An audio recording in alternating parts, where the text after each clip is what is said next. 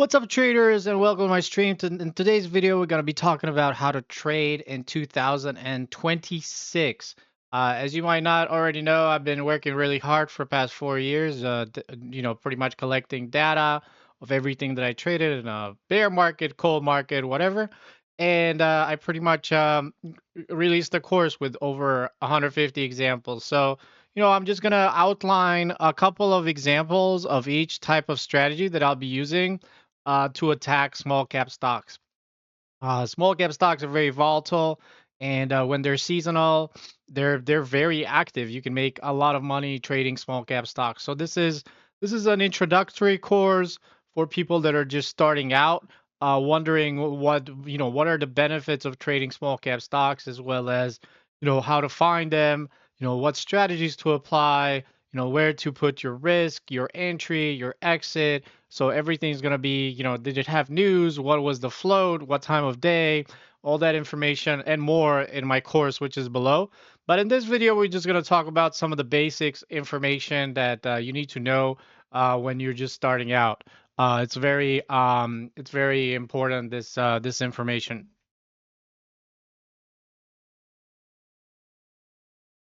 So here we have how to day trade in 2026. This is my slide. So pretty much what I have discovered based on my key findings, the way that I've been trading for so long, is that the majority of the floats, 52% were floats underneath between 1 million and 10 million. Floats are basically what floats means is basically the amount of floats means how much shares are available for the open public to trade. The lower the lower the float, the more volatile the stock gets, but it doesn't always happen like that. It has to be volatile, and the float has to be rotated, and has to be a lot of volume. So float, the amount of supply of the stock. So throughout my findings, I found out that 16% of all my trades have been less than 1 milli float. That will make it a micro float.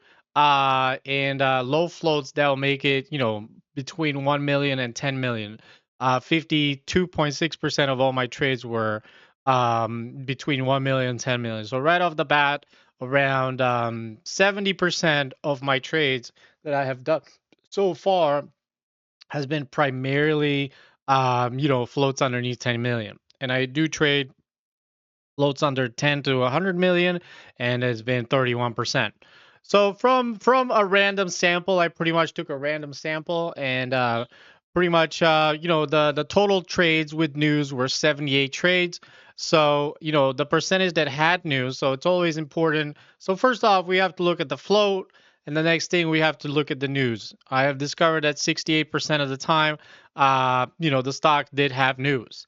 This is a type of strategy that I've been using. This is just I inputted my data into AI, and pretty much I recognized that 100% of 52-week breakout had news. First green day downs, 90% had news, 92%. 7 a.m. push, VWAP reclaim. So in the VWAP reclaim, 7 a.m. push, and the pre-market breakout, only about 2 out of 3 stocks had news. Day two, first green day bounce, 52-week breakout. Those tickers, 100%, almost more than 90% had news. So it's always important to check the news. And what kind of news are we going to be looking at? The news are we going to look at? Maybe a biotech, maybe positive phase two, maybe an investment of 50 to 100 million in the company, and maybe they have positive cancer news. They have an investment of 500 million or something. So that's always something very important. So in this slide, in this curriculum, I'm going to walk you through some of my top strategies that I use to find small cap stocks. What are my criteria, like what kind of um, what kind of settings do I have and all that. So this is the one obvious mover of the day. Yesterday was Aussie. Aussie was the most volatile ticker of Friday. You can see so here that Aussie was a 2 milli float right here, and Aussie, I think I profited on Friday around 6,000 on this ticker, and this ticker was pretty nice. I was buying it at like 220, and then I sold it into the threes, so I was able to profit around 50%. If I go look on my Discord, pretty much I did talk about this was my criteria for Aussie. As you can see, the float here was around 10 million. The news was 90 million. The news was 90 million private placement. The chart, this is where your strategies come in. You have to align the daily with the intraday. So what does that mean? That means right here you have the daily. So you can see, so on the daily we had a resistance of 225 over here, and aligned. You pretty much draw that out on the intraday. This is the 1 minute chart of Aussie, and you basically try to buy it as we break out this 235 or 225 area. And once we break out that level, that's where you had this halt up price action. So you're trying to combine multiple time frames. You're trying to have a good volume. So my bias was initially long to buy it. I use different strategies like the trend like break and the pre-market breakout.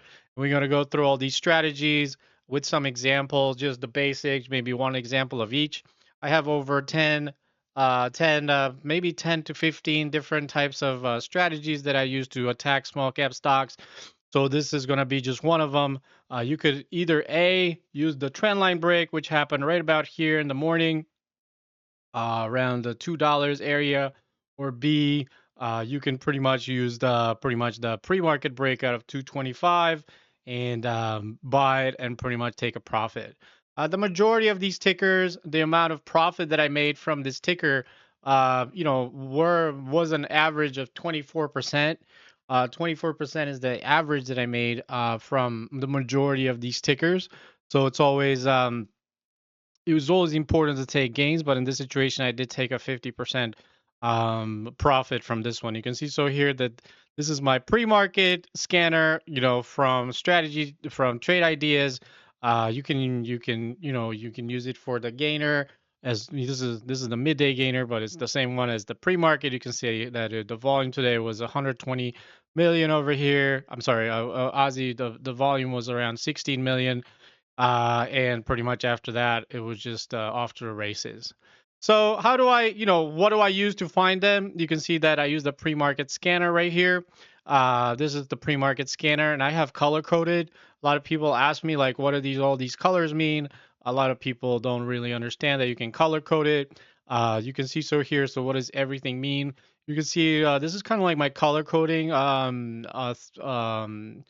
What is it, history or whatever, or whatever. So under 3 million, I like to group them underneath very light green. Between 3 million and 10 million, I like to group them between a little darker green. And then over 10 million to 50 million, I like to group them in dark green. You can see a dark green. And then over 50 million, I like to group them in blue. I never really trade the ones in blue. I primarily focus between light green and green. I don't really like going. Sometimes I go into the dark green as well. So it's always important. So this is kind of like your cheat sheet. If you were gonna, so the way you pretty much update your trade ideas, you just right click on the float section, like right here. You right click and then you go into the settings, and you're just gonna have to input all that information. It kind of looks like something like this. So, I use scanners. This is Aussie. When it first came into my radar, it came around 196. The way I profited around a 6K profit that day. And you can see so here, buying Aussie at 214, selling it at 321. I still am riding. I made around 3200, 6200, but 5K already locked in. So I used pre-market scanner, which I have here. The settings are only disclosed to the people that actually purchase the trade idea settings, or the people that actually purchase the course that I have. If you were more interested, click the link below. So this is where we get into the meat, the potatoes This is where we get into the meat of the potatoes of the move. Like I've talked to you guys that in my course, if you go click the link below, I do have around 15 different examples to the way to attack and take predictable profits out of pretty much small cap stocks. So what you want to do is pretty much either buy the course and go through each of the chapters, which is each of the chapters 2 to 3 hours. The total course is, as of right now, the total course is 16 hours long. So it's one of the longest courses that you can possibly find on small cap stocks. So even though right now we're talking about an hour, there's so many little things that you might not know or might not understand. And I explained this in detail. So this is just a sample from my course. For example, this is Lunar. This is a 52-week breakout play as well as a first Green Day bounce play. So you have two setups in one. This ticker was also the first big runner after a long time from 10 to 14. So we initially went from 14, 10 to around 44 in their first Green Day. And then pretty much we had a 52-week breakout of 50. In this situation, I did take it long at around 50 or 45 or whatever. And I did sell it somewhere into the 90s. So I did make I think it was like a 5-digit trade over here, just buying 52-week breakouts. So three of the most powerful setups for me in the past have been, first Green Day bounce, a first, 52-week breakout, and the first big runner continuation play. These three setups together create the perfect storm. They're, for going long a stock from 45. You see, so here from 45 up to 136. While these examples come once, don't come really that often, they do happen. And it's important to understand that 52-week breakouts are very important. And, you just never short 52-week breakouts. Those are just rules of small cap as well as big cap trading. So we're going to move on to daily breakouts. This is Kerr. This is an example of a daily breakout. Cover more into detail in my course. As you can see, so here stock had trouble with 440. We had a clear line of 440, and we had a clear resistance, a 52-week breakout of 572. I go along as soon as we break the daily breakout at 450. I did sell it a little bit too soon at 550, and we got up in or less than 15 minutes here from 4 to 7. This is a typical daily breakout of Kerr that happened midday. Some of these daily breakouts might happen pretty much in the pre-market, but this example happened during intraday within my time slot of trading between 7 and maybe 11. So this probably was a great ticker that I did take profit. So this is a predictable. So what I like to do is I like to wait for the daily breakout of 434, and then we broke out over here and potentially buy the dip or wait for it to hold or buy it as soon as we broke out, which this is what I did. I bought it as soon as we broke out. We did back to the support line of 439 and then off to the races. This is a typical example of a daily breakout, and that was succeeding.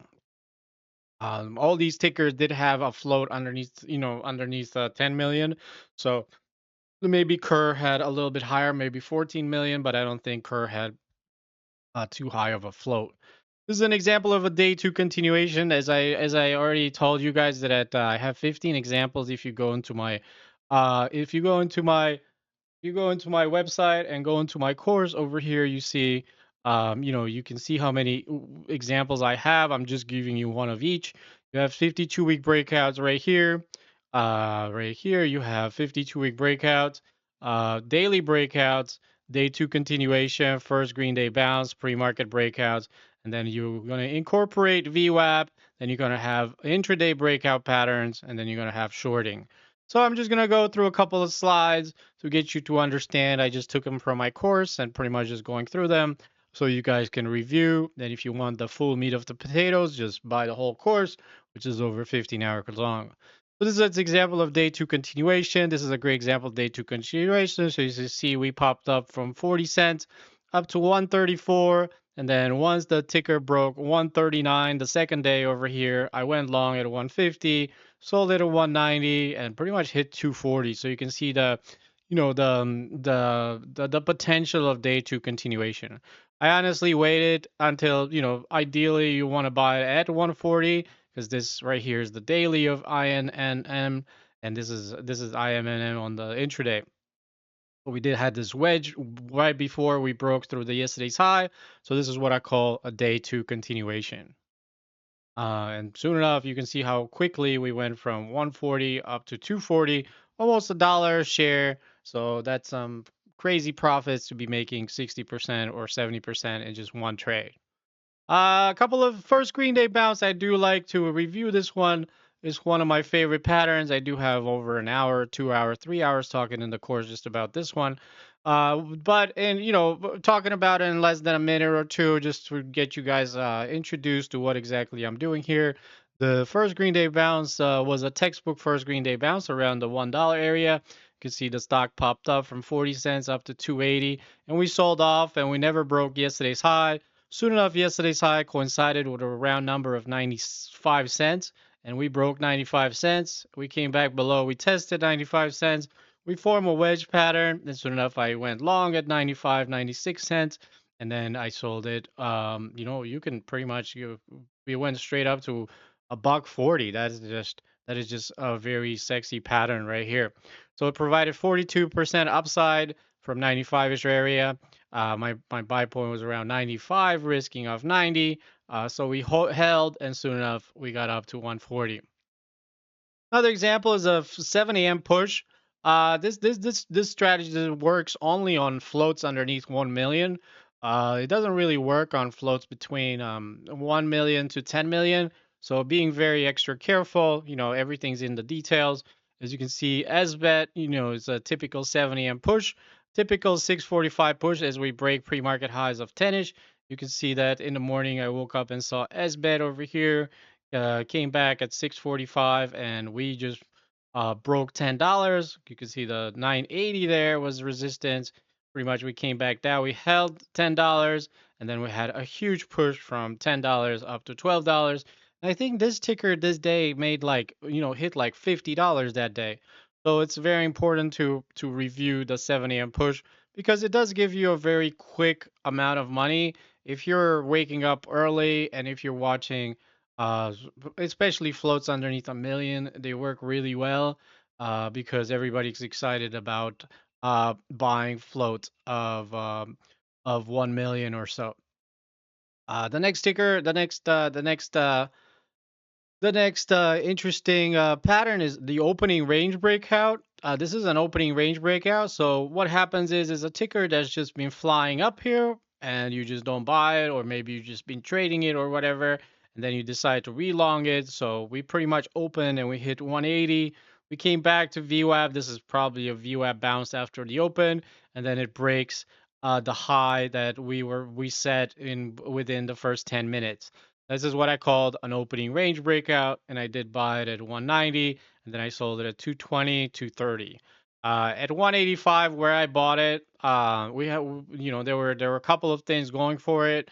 There was an opening range breakout at 185. There was a pre-market breakout of 185. There was no resistance on the daily chart. The stock did have news that day. The stock probably was underneath 20 million. And soon enough, this ticker did gave enough range from 140 to about 260. We dipped and we back to 4. So it did so the stocks when they're moving, they're really active, and they do provide plenty of liquidity and plenty of opportunity. This is a example of opening range breakout. I got a couple more here. This is a pre-market breakout example. MLGO has a clear as day. So this is clear as day. You can see that here in the aftermarket. We were struggling with 550 right here at 7 a.m. We were struggling with 550 right here in the pre-market. We're struggling with 550. You had a VWAP bounce at the open, and soon enough, 1, 2, 3, 4 times the charm. I buy it at 550. Once we break out, and we spike up in like 2, 3 candles all the way to $8. This is a very textbook pre-market breakout strategy that I use. I try to combine the intraday, which is over here, with the daily over here to give me the maximum amount of profits while I day trade these tickers. The next ticker is trendline breakouts. I use this strategy very often when I'm dealing with small cap stocks. This is a typical trendline breakout VWAP reclaim setup. and a wedge pattern. As you can see, so here that the stock we pop up, we come back down, and then we had a nice wedge around the 16 mark. So you always have to look at the daily right here. Where's the next resistance point? If the 16 breaks, the next resistance point is 18, then it's 20, then it's 26. So if you were to buy it at 16, where's your first target, second target, and third target? In this situation, from 16, it went all the way up to 26, which is, almost a 50% profit right here. And pretty much I bought at 16, sold it at 21, and that was just it. This is a typical, as you combine multiple things at once, trend line, VWAP, reclaim, wedge pattern, all combined at the same area of 16, you get a huge push over here all the way up to 21. So I bought at 16, sold it at 21. This is a typical example of a trend line breakout. And you have a wedge pattern. This is KZIA. KZIA, we just pop up, we just consolidate around this wedge. We have make a higher high. I'll go along and pretty much take profit. You can see on the daily here that if I were to buy it at around 950, the next resistance is 13. Soon enough, we got up to high of 1221, but soon enough, profit from 950 to 1225 was pretty solid. The typical example of trend line using trend lines, actually wedge breakouts. And there's many different types of wedge breakouts that go with it in my course. There's the uptrend wedge, there's the sideways wedge, and there's the downtrend wedge. VWAP bounce at the open. This is a typical VWAP bounce at the open. So as you buy it over here, you have a VWAP reclaim a couple of times over here in the morning, and then when you see the stock fly up from say $1 to 220, it comes back down and slams into VWAP. That's a huge. That's a very very quick fall from 220 down to 120. So you buy the VWAP bounce as soon as you were exploding much higher. This is a ticker, so whenever you're looking to buy it at 220 or 120, or say the stock is active, you're always going to be looking at, say I buy at 120, where's the next resistance? 130, 160, $2, 220. So are you able to make more than 20-30% by buying at the VWAP? And this answer was yes. Soon enough, you buy it at 130, and we got up to 340. So this is the volatility that is possible in small cap stocks when they're hot and when they're moving. This is another one. This is a VWAP reclaim setup. So TNON, you can see so here that we popped up and we came under VWAP, and we went over VWAP, we held VWAP, and then we pushed, and then we came back down, we held VWAP, and soon enough we got up to 250. While VWAP reclaims are not really common, are not always common, usually most of the time when the tickers do open up below VWAP, they don't really reclaim after 930. Some of them do, and you do need to watch out for them, especially if they have news. They will just surprise you out of the blue. It's kind of like you thought it was dead, and soon enough the ticker comes back, and you need to buy it and pretty much profit from it. Another one is now we're going to move into more advanced strategies like shorting. I'm just trying to give around 10 examples, one of each, to get you started. This is short the daily resistance. This is Ahmad. This one's quite easy. It pretty much is as clear as day. You have 550 resistance area. Because it rejected this level 3 times. So what I did was over here in the morning, I tried to buy it at 250 and I sold it at 350. And once we got up to the resistance area of 550, this is the area to go short as it made lower highs. And this would be the area to cover right into the, end of the day, as this ticker came right back down to 265. And pretty much this is a textbook short the daily resistance in Ahmad. To just remember these slides and remember this type of pattern, because this is very common. This is called the short the daily resistance gap up short. The day two short is this is a typical example of a day two short. A lot of people are just showing up and shorting a ticker, like after it made a big move, say 175, and we got up to $6. That's a really big move, over 300%. And you see the stock opening up underneath yesterday's close. I'm sorry. So yesterday's close was 670. You draw that on the line of I'm sorry. Yesterday's close was 560. You draw the line on the intraday 560, and if you see the stock, pretty much hovering in the pre-market before, below 560. You just try to get a short. You try to get a short in before 540, with a 560 stop. So you're technically risking only 20 cents. This is your risk level. And then you just pretty much cover it into the wash from 540 down to 380. In this scenario, I sold short at 540, covered 420, and I did leave some room on the table.